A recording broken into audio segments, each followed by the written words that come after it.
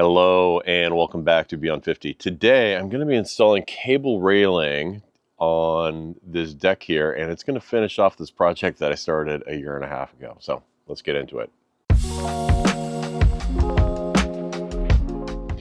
Hey, before I start yapping, if all you're interested in is how to install the cable railing and what that process is like, feel free to just skip ahead. I'm using the YouTube chapter feature, so it should be pretty easy to just skip ahead to the section where I'm going through the actual installation. It's going to be I'm going to give a bunch of background now on the installation of this deck, how I ended up here, and doing a bunch of the prep work, and then I'm going to install the cable railing. I don't actually know how this cable railing installs yet. I'm going to figure that out, but once I figure it out, we'll make it into a bit of a tutorial section, and instead of posting this as a completely separate video, I'm just going to merge it all into one. It'll have chapters. You can skip ahead if you want. So we got that out of the way. I think up till now, every video that I've posted has been in the front, my front driveway area that just got paved. Either working on cars, installing the Tesla wall charger, doing anything else has all been out on the front. So this is my backyard. But I've got two structures here. I actually have the dock, which ties in a little bit to the story I've got on where I'm at on the deck a little bit. And then I've got the deck up here. The deck is actually the first thing I did any projects on when I bought this house. The very first thing we had was the insurance company said, hey, your railing doesn't have any barriers in it. It was open. And so in the first couple of weeks that we owned this house, I installed some lattice into the old railing that was there. And then the next year, I think it was the next year, I rebuilt the dock. And I rebuilt the dock because it desperately needed it. It was not safe.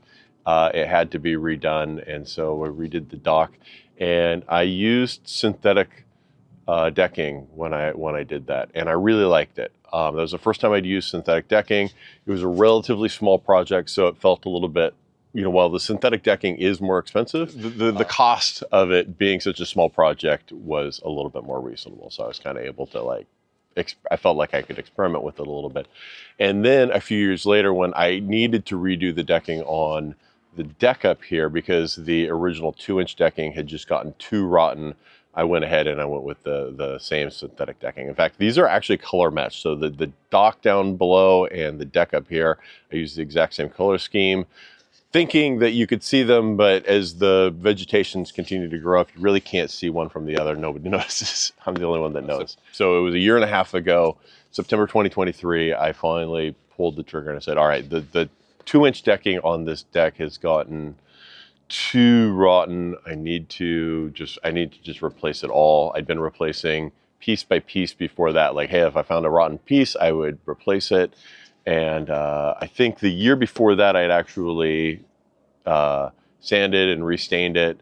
And it just, man, I think up here in the Pacific Northwest, the weather up here, with we actually get pretty hot summers, and then the constant rain in the winters just really wears out traditional decking quick. And if you're not constantly maintaining it and restaining it and reapplying stain, I just find that they don't last that long, and it is a lot of maintenance. Whereas the synthetic decking, I haven't done anything. I pressure wash it, and that's it.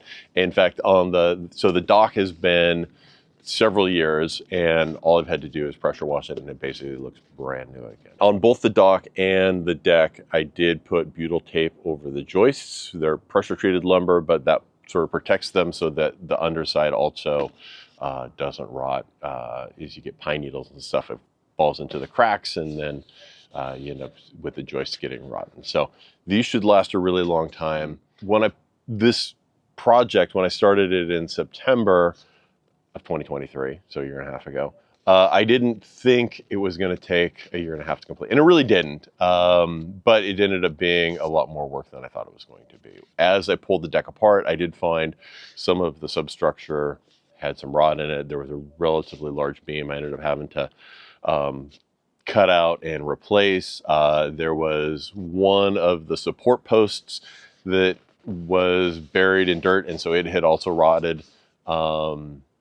And it was weird because this was built, parts of it were really well constructed. And the same with the dock. Parts of them were like really well engineered and really well constructed. And then there's other parts where they were like, we're just gonna like cover this in dirt. Or down on the dock, there was a part that was just held up with a single nail. And I was like, oh my God, that is so dangerous. But then there's other parts that were completely over-engineered. It ended up taking a lot more time to strip off the decking, fix the underlying structure. And then because I started it in September, the weather turned. And so then it was like, I don't want to work on it today. It's cold and wet out. And so I did finish it by the follow, early spring of 2024.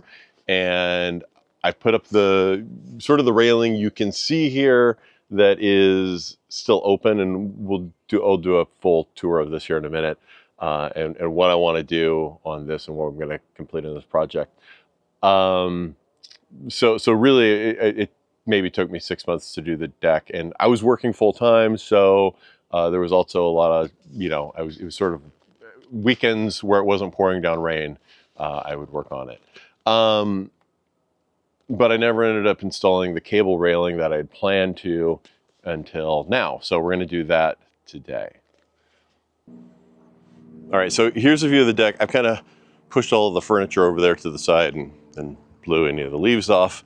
And as you can see, I've got sort of the basic frame of the railing installed along all of the high points of the deck. It's only about a foot off the ground over here on this other side, so it doesn't actually need any railing. But over here, this is actually quite a drop off. I would say it's a good, easy 5 feet to ground, and it slopes away. So you're looking at more like 7 or 8 feet realistically if somebody was to fall off of here. Now you would fall into brush, so you'd probably kind of be okay, but this definitely needs a rail on it. Yeah, so there's that. I wasn't super happy. I threw this together fairly quickly. So this is the first thing we're gonna do. We're gonna prep this and get this, the framework looking a little nicer here.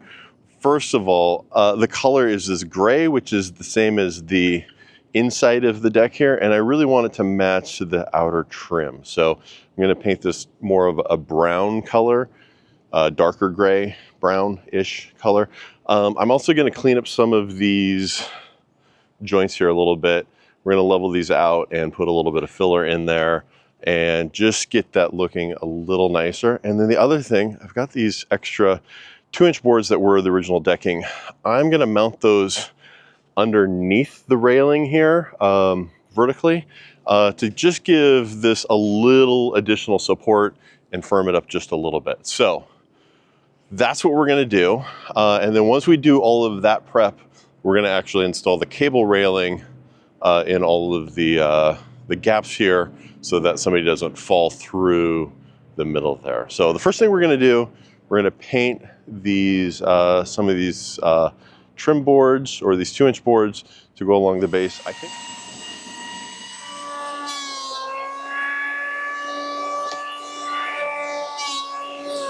All right, not an ad. I don't even know if this is gonna work out very well, but this is what I'm gonna be using to do a little wood filling in. This is supposed to be waterproof, weather resistant, and sandable. So we'll do a little modeling with this stuff, and then I'll let it dry and sand it down. So far, this Gorilla Glue wood filler has been pretty easy to work with. Filled in some of the, even some of this, like, what do you call, mill marks from on the board that were just going to be really difficult to sand out. I went a little heavy on some of these spots here. We'll probably take some of that off once it dries and we sand it. And we were really heavy on this corner here that needed a bunch of fill in. We'll probably sand that down once it dries, and then maybe even put a little bit more on it to just kind of contour it a little bit. And then like on this board here, that how all these cracks, it filled in those cracks really nicely. I think that's gonna look a lot better once it's sanded smooth and painted. So what do I want to say? Well, painting these trim boards, they're going to be sort of accessory structural boards here, but it went surprisingly fast. I think I think the thing is I'm used to painting indoors and on textured walls, and that always just feels like it goes so slow, and you got to put so many coats on to get a good coverage. With the smooth wood out here in the hot sun, it just went on so fast. It dried fast too. I can already touch it, and it's not gonna. It was drying almost in front of my eyes. It was amazing watching paint dry, going actually fast. So, all right, quick little status update. So, gonna put the railing, the bottom railing on here. This joint's not perfect. I didn't quite get that angle right, but it's pretty good. I need to do a little bit more sanding, polish things off, and then I'm gonna put actually a little bit more of the wood filler in some of these holes. But putting this little piece of trim down here has really firmed this up. It did exactly what I wanted it to do. It just feels a little more firm. I actually think I like it, the look of it too. It gives it just a little extra dimension. So I think this came together really well. So all the railings painted now. Looks good. I like the. I feel like it color matched really well with the existing trim. I'm really happy with that. Nice thing about painting that was I really didn't have to worry about getting a little dab of paint onto the trim because it's the same color, and it really little over paint didn't show up at all. It turned out pretty nice. This corner is the only thing I haven't finished. I want to let this set a little bit more, and then we'll sand it up a little bit and then finish off the paint. I think we've come together pretty good. I will say now, my one thing I would say if I was doing this again today, redoing what I was doing today, is I'd be a little more careful with that filler. It was really nice filler. It worked really well. It filled in the holes and everything really well. But it was a little, it tended to fall apart a little bit, which meant a lot of it fell onto the deck, and I wasn't super good about cleaning that up right away. And some of it kind of hardened, so I had to go back and scrub that off of the deck so that it doesn't permanently affix it. Okay, so I made this jig. This is just a few dollars worth of, this was a $5 board at Home Depot, and then I got that $10 Craig drill alignment tool so that these holes would go in straight. And the idea is that this way I only had to measure it carefully once, and I could have my alignment holes set up in here. And then drill these pilot holes. I'm only using an 1/8 inch bit for these. This should keep the spade bit that I'm using for these wood inserts that are going to go in this end post to be at least in the right spot, and the little pilot hole will align it in the right direction initially. These ones don't have to be quite so accurate.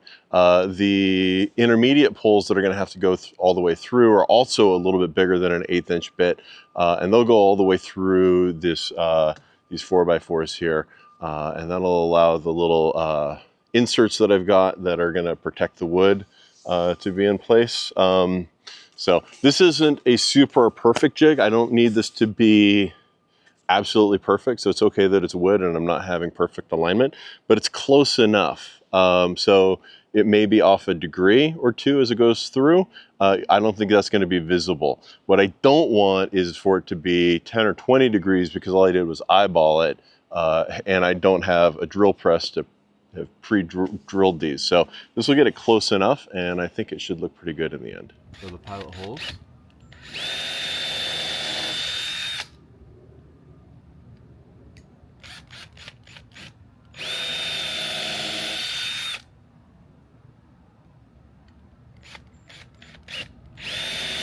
All right, so we got our holes all lined up. Nice vertical line. And this is just the pilot though, so the actual holes are gonna be bigger. A quick adjustment. Just because I was looking at this drill bit that I'm gonna use, this one here, for drilling all the way through the posts for the inserts that are gonna go into the cable inserts, where the cable will just run through. They don't actually do anything other than it'll protect the wood, make it look nice. So this is the 1/8 inch bit here on the right, and the center bit is a 3/16. I think I'm gonna switch the template to use a 3/16 bit. that'll just be a little closer to this, and it'll give me a little bit more depth on the guide. And I think that'll just make this a little bit more reliable. And you can see the tip on this is quite a bit wider, so this should give me a better results. I think a little more ensure that I have straighter holes. All right, here's everything hardware-wise that I'm going to be using for this installation. This is 3 sets of items that I bought off of Amazon. So the first item is the tools. This is the wire cutter and the crimper. Sorry, this is actually 4 items because I wasn't thinking about the 300 feet of 1/8 inch wire that I also ordered. And then this section right here is the actual hardware. These are the threaded inserts that are going to go into the wood posts. They will use this guy to screw them in, and they will stay on the cable by crimping these little guys at the end of the cable. And then some washers and these little stickums. And it kind of explains what to do with the washers and the stickums in the guide here. It's a little funky. I'm not 100% sure I'm going to quite go with the way that they construct it, but I think you sort of put these washers at the end of the post on the outside and stick them to the post with these little stickums. A little funky. We'll see how that works in practice.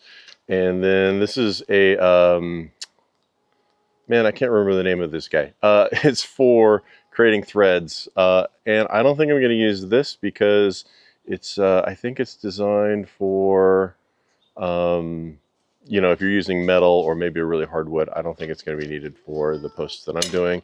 And then the last thing is these little inserts. These are sort of cable protectors. They're going to go in each of the center posts that does not have one of these threaded inserts. Okay, so step 1 is install the little cable guides into your posts. Just one of those things. I actually thought like installing it on both sides was going to be a problem, and so I did it on the first pole. But if I install it on the second pole, the cable still slides through just fine. So that's not a problem. So as I go through and do all of these, the first thing I'm going to do is install all of these, so I don't have to worry about forgetting to install them or installing them one at a time as I thread the cable through. So when I'm installing them, they're pretty tight. This is all right. They'll kind of slide in just a little bit like that, and then give it a little tap with a mallet to push it through the rest of the way. Some of them were way too tight, especially on the backside, I noticed, which just probably doesn't get quite as much cutting. So, you know, you might have to pull them in a little bit while you tap them in. Okay, we're getting to the good part now. Now that we've got all of the inserts inserted into the 4x4 posts, the first step we're going to do is we're just going to run a cable line through there. Don't worry about measuring the length of the cable or cutting it off of the reel at this point. Just run it from one end to the other end through the holes that you've drilled, and we'll start there. Because what we're going to do is we're going to leave it attached to the reel while we mount one side loosely into the first post.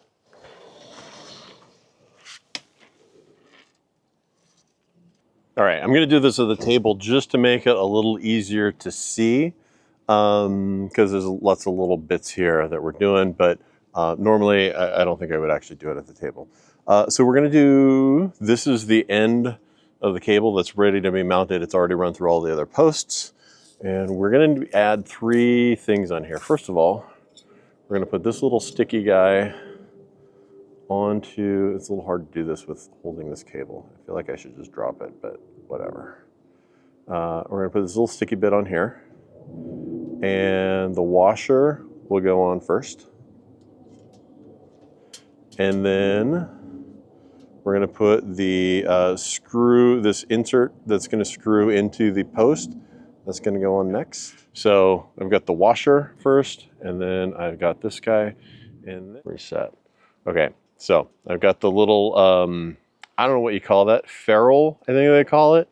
And we're just gonna, oh wait, let's just crimp it just a hair more so it holds in there.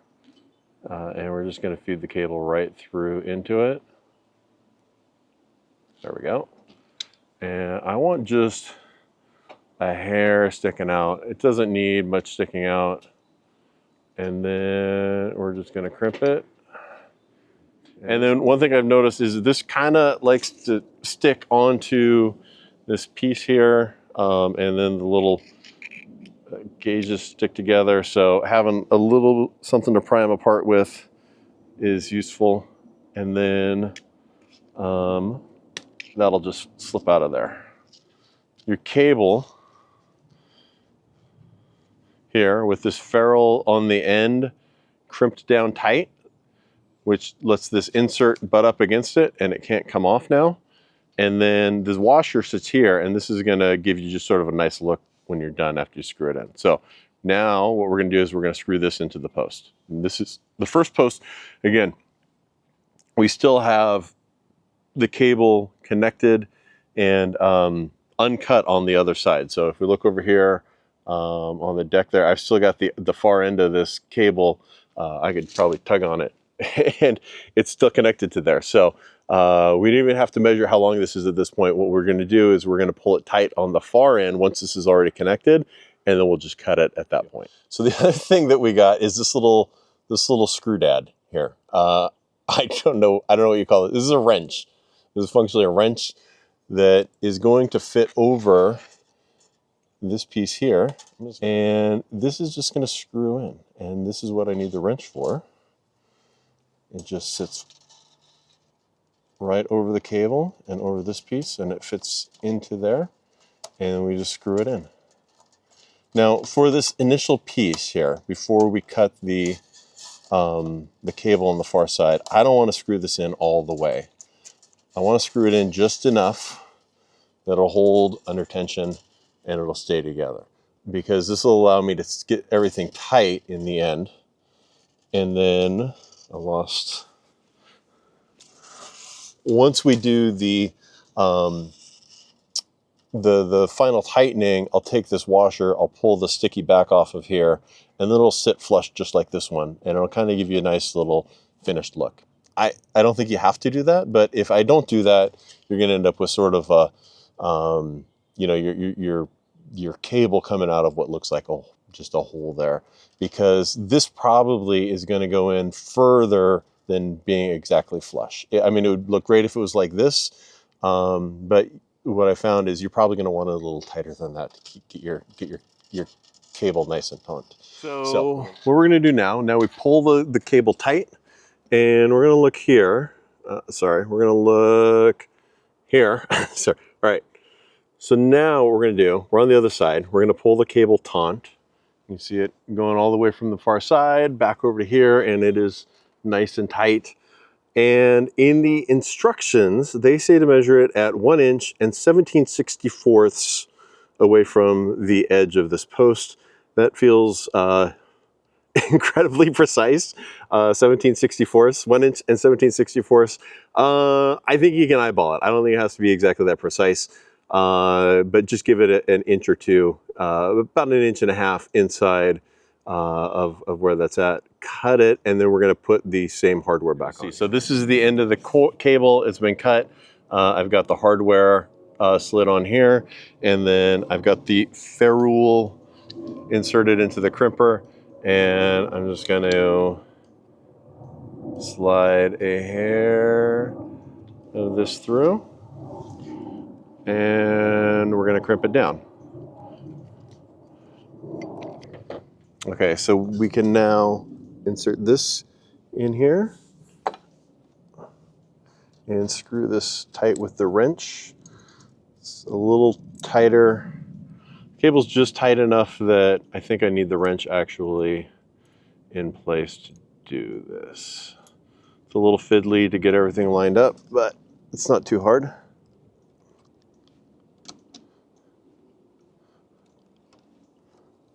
There we go. All right.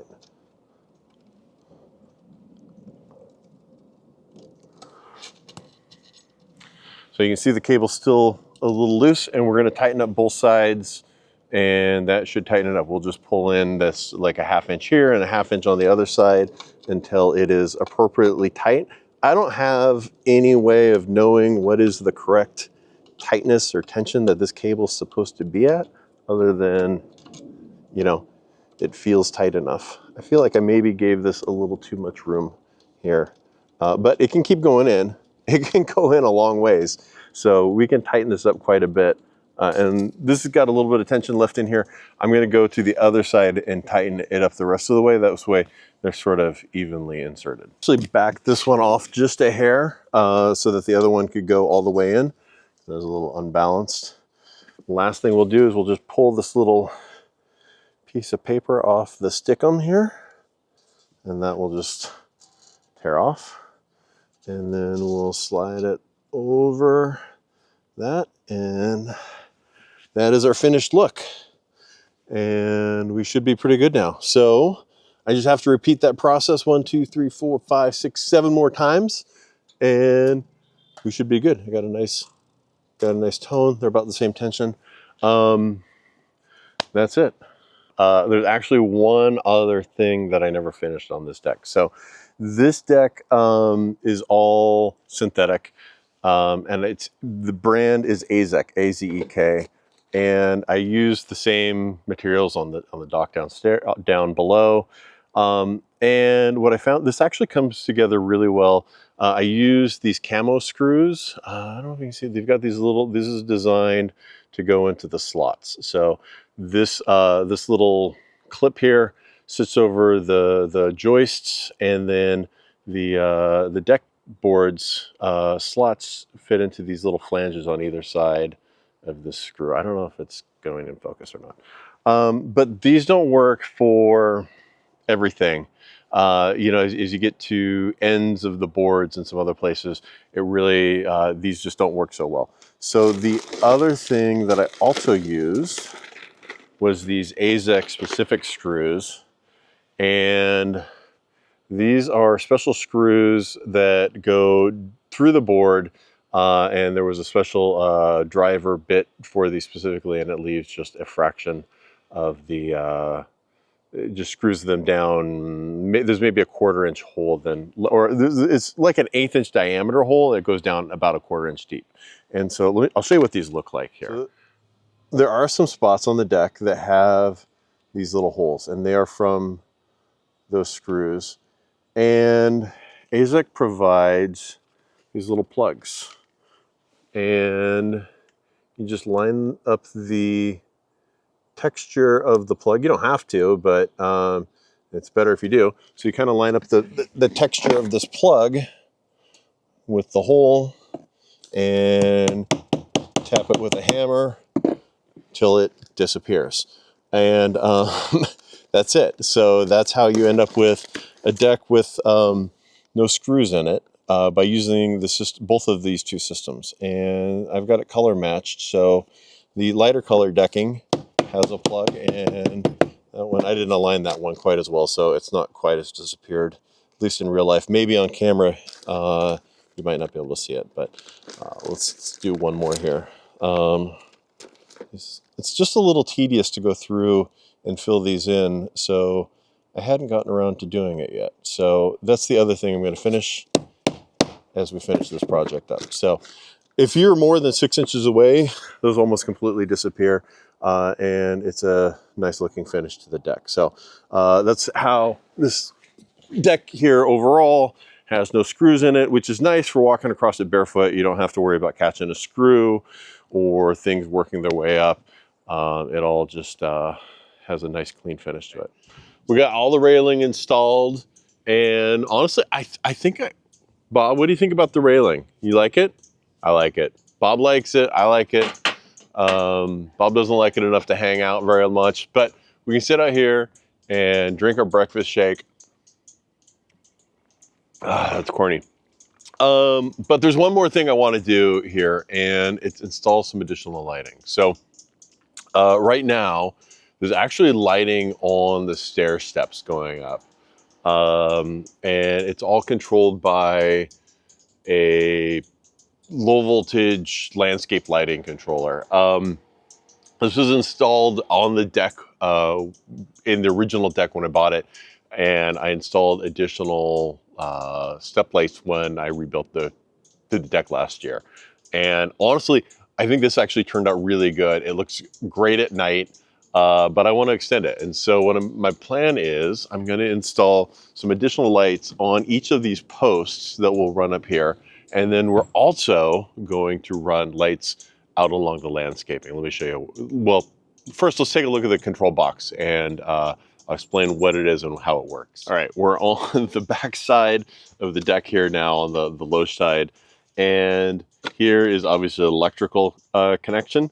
And then here, this black box is the low voltage power connector. And if I lift up this lid here, it's got a little timer in there that is set right now to go on at like 8 o'clock at night, and then it goes off about 3 or 4 in the morning. I could adjust that with these little guys here, but that's all it is.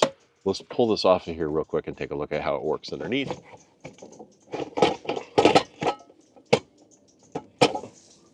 All right, so bottom of here, got a little spider home.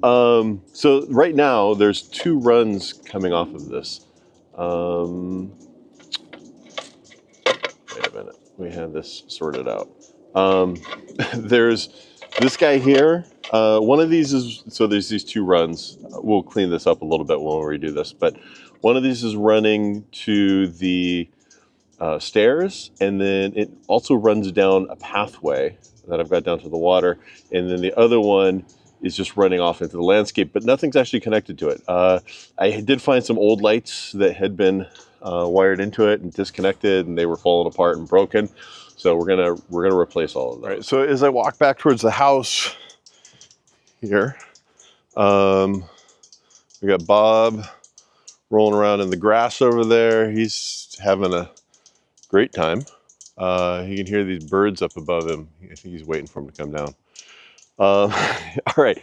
Anyway, let's bend our camera down. So I hooked up this light yesterday, and it's using this line that's just kind of loosely running out here through the garden here, and then I connected this light into it. These are the way these connectors work. They just have a pin that pierces into the cable, and that's it. This is just 12 volts, probably 12 volts. It might be 24. We could actually test it and find out. And then I've currently got this light just kind of shining up in the trees, created sort of a cool effect. And then I'm gonna run, let's see here. And then I'm gonna run a series of maybe 7 or 8 lights along here, back towards the house to sort of light up this part of the garden over here. And then back to the deck. So there's obviously the lighting here with the steps. And then out from there is this cord here, which I'm gonna reroute. But I found this old broken light here on the back side here. So we'll extend this cable out here that's just been taped off. And then I'm gonna run it down this pathway here towards the lake, so that when it's dark and I'm coming back up from the lake, if I wanna go up or down, this pathway is a little bit safer. So, all right, for the deck lights, I have 6 posts, and this kit came with 6 lights, so that's perfect. And the lights look just like this. So this is gonna mount flush against the post. This is the light that actually sits in here. So this just sort of twists on here. Let's see, little twist that'll sit on there like this. I'll have to run the cable back through the post, so I'll have to drill a hole for the post, mount it on through these two screw holes here.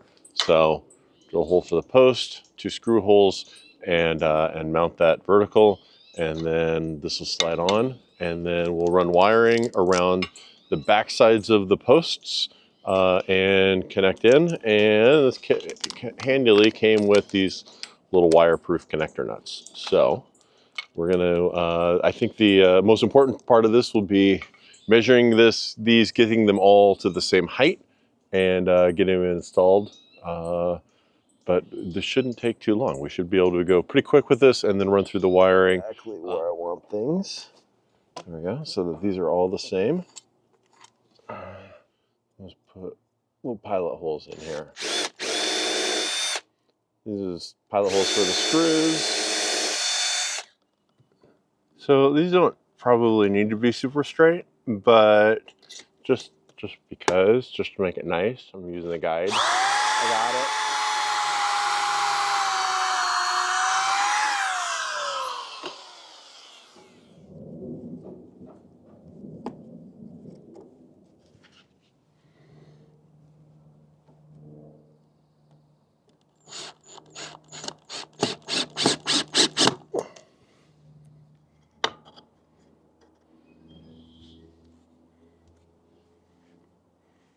All right, we're gonna go through real quick what the wiring options are. I bought a couple of things, and then I had a couple of things that came with the wiring solutions for the lights. So I've got both the lights that I've got mounted on the railing, and then we've got the landscaping lights.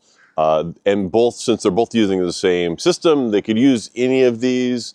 But I think some of these options are a little better than others, and I'll explain why I'm using the ones that I decided to go with, which aren't necessarily the ones that came with the in the packaging with the lights. Okay, so I actually have two sets of wire nuts. These are the wire nuts that came with the lighting for the railing. These are wire nuts that I ordered, and they're a lot bigger than I was expecting them to be.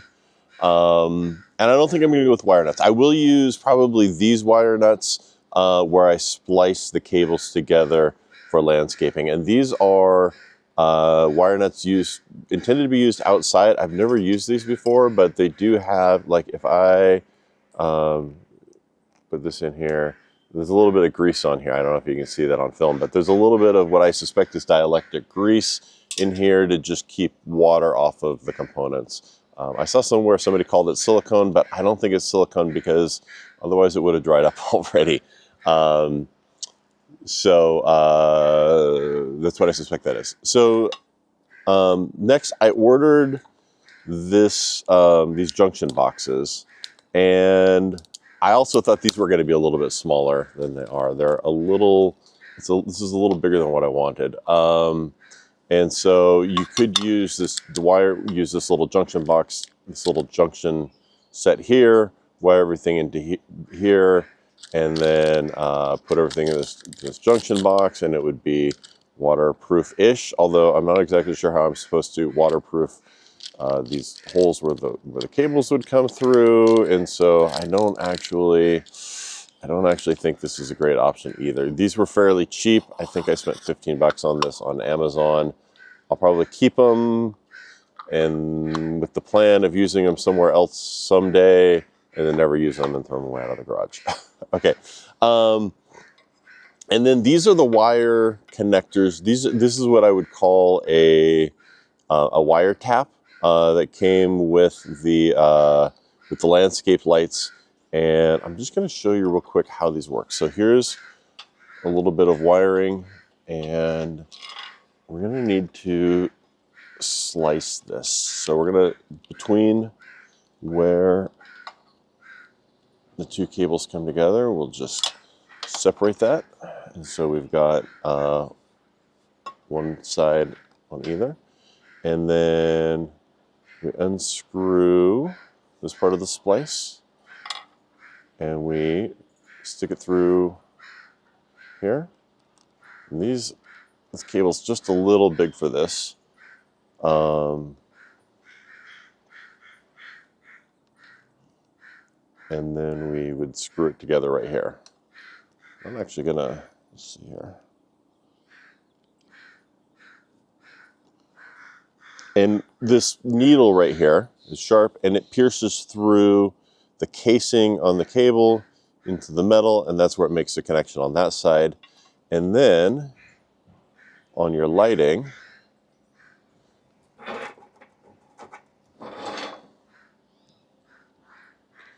you would unscrew this side, run a piece of your wiring from your lighting into the top cap, and you'd have to keep it on there. And then it would press against this metal connector here, and when you screw it all together, it stays together, and that pulls out.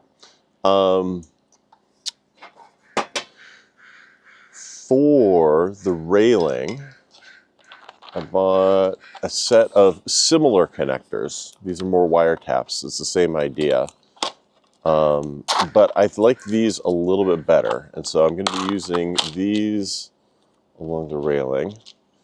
The reason I like these better is the pin sits in here and the slice is on this side. So comparing that to these guys, it's reversed. So the slot is in the cap, whereas on these, the slot is in the base here. Let's see if I can hold this up so you can see the difference. And the difference means with this one, I could screw in the top or I could screw in the bottom, either in either order. Whereas with this one, I kind of have to screw in the base before I screw in the top. Otherwise, I'm having to spin the cable around as I spin it in, because I won't be able to spin this I guess what I'd call a cap. So I don't have enough of these to use everywhere. So I've got 1, 2, 3, 4, 5, 6. So I'll use 6 for the pulls. I might use the remaining 2, 3, 4, 5 or so. Also, as I do some of the landscape lighting, as opposed to exclusively using these in the landscape lighting, because these just feel a little more heavy duty. If I had a few more of these, I would use them, but I think I'll use a combination of the two. Also, this is a little heavier gauge wire that I got, and so where I run this down the pathway, I'll probably use these guys to connect the lights onto that as we go. Okay, this is the underside of the low voltage transformer. I have connected my third cable run in here, and you notice it's connected to A and B and not C. Looking at the manuals online, only connect to A and B regardless of how many lines you're running. I probably wouldn't run more than maybe, let's say, a 4th line here, because it would get a little too crowded. But I think this is fine. C is used for, I don't know, something else, some sort of utility terminal. Also, by the way, this is unplugged right now, so I don't shock myself. But I think we're all good to go. So we'll reattach this back to the deck. I am going to add a couple of zip ties onto these lines, even though I've fastened them down here. I just want to give them a little bit more stability so this isn't getting tugged on. It's in there very strong. Like, I can pull on these and they're not going anywhere, but you know, you never know over time. So we're going to do two things. If you see here, this line, it kind of goes everywhere. These ones were just literally laying in the ground here. So we'll staple some of those up to the side of the deck to look a little nicer. And we'll also, as we go the other way, we'll staple these onto the deck and kind of hide it a little bit. And we'll go from there. So first thing we're going to do, the line running off the light's a little too long right now. So we're just going to trim that. Could definitely use some new clippers. Those ones are not the best anymore. And then we're going to slice this into 2 pieces. Peel it back a little bit. And then we're just going to give ourselves, expose a little wire, maybe an inch. Not even an inch, maybe like a 1/2 inch, 3/4 inch, something like that. I've probably been giving myself a little bit more room on there than I need. And we're at the end here. We could just slice this all the way out, but just to show what I've been doing, and just slice this in the middle carefully to not cut it. And then split it into 2 pieces. And let's make sure that this is where we want it. We want it back a little bit on this one because we're at the end. And we're gonna put both ends of this wire, or both sides of this wire, into the wire tap. Like that. Nice and firm, so that the needles press into it. And I've actually been using this on the last couple of these to just make sure it gets pressed all the way in there. Then these ends for the light, we're just gonna push into these ends, they'll hit into the little metal bit, and then we'll screw them in and it'll force them down over the little metal bit, and it stays in. It's a weird little mechanism, but it seems to work. Actually, as we plug this one in, we should see that we got a light, and we did. So we know we're good. Okay, so I just spliced in the extension line that I'm gonna run down the trail here.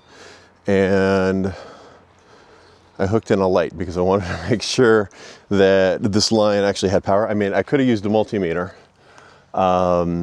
and I could have done various other things, but you should be able to see if I get my light here, the light came on. So I just flipped on the switch. This is all wired in. I'll show you what this looks like here in a sec. So it is a little messy right now. Here's the light. Obviously, this is going to keep shining up. I want this to shine up at the tree. I'll position this a little bit later. But the line from the light, here's the wires here going into the main line, and here's where it's tapped together. I'm going to tape all of this up and clean it up a little bit, and then we're going to run the rest of the line down the trail here and out towards the water. A year and a half in the making, but the deck is finally done. There is a couple of little things I might do in addition, like so I gotta run a little bit more lighting down the trail down there, but that's pretty much taken care of. And I do need to do just a teeny bit of touch-up paint on some of the risers here to clean it up. And some birds did poop on the deck over the last week while I've been finishing all this up, as well as a couple other things. So, you know, it's always needs a little bit of maintenance, and that's it. So let's flip this around and take a look at it. All right, so this is the finished deck. We have the railing up now. We've got the lighting installed. We've got the original step lights. They're on right now. Normally they wouldn't be on. I just turned them on for a little bit of effect right now. I've got all the furniture out. I put the cushions on, so everything looks nice. We've got the fireplace out. So this is what it looks like. So we'll do a little walkthrough. Maybe just take a little view of the detailing on the railing, which is really the main thing that we did here was finish off this railing. So I'm really actually pretty happy with the way this turned out. It looks pretty good. Is it perfect? No. Is it good enough that, you know, somebody could have paid me to do this? Probably not. Is it good enough for DIY that I think most people are going to think this looks great? I think so. And so I'm probably a little bit more critical of it than other people would be. I know where the flaws are in this, but overall, I'm really happy with the way this turned out. I'm happy with the way the cable wires turned out. They all look really even. They look really straight. They're nice and tight. The railing itself is solid. And then the last thing we've got here is just a little video of me checking things out after dark. This is me walking up the trail now that I've got a little bit of lighting. It doesn't quite show up on camera, but it's very easy to see where you're walking now in the dark. And then there's the side of the gardens with some new lighting, and here's the deck. And I really am just super excited at how well this turned out. I don't think it really shows up on camera quite how well this turns out. This looks like something that is beyond my abilities to make. This looks really good at night. I'm incredibly happy with how this turned out. So I'm glad I finally finished this project. It was a long time coming, but I really think it turned out. So Thanks for watching. If you watched this long, I really appreciate it. It's awesome. If you like this content, please consider subscribing or liking the video. If you've got questions, throw them in here. I worry that there's maybe some things that I maybe didn't describe well enough in the video. So if you're following along, you're doing a similar project, if you have questions, feel free to reach out into the comments. I try and respond to all the comments. If anybody's got questions, I'm happy to answer them in the comments, and hopefully this was helpful for somebody and you enjoyed it.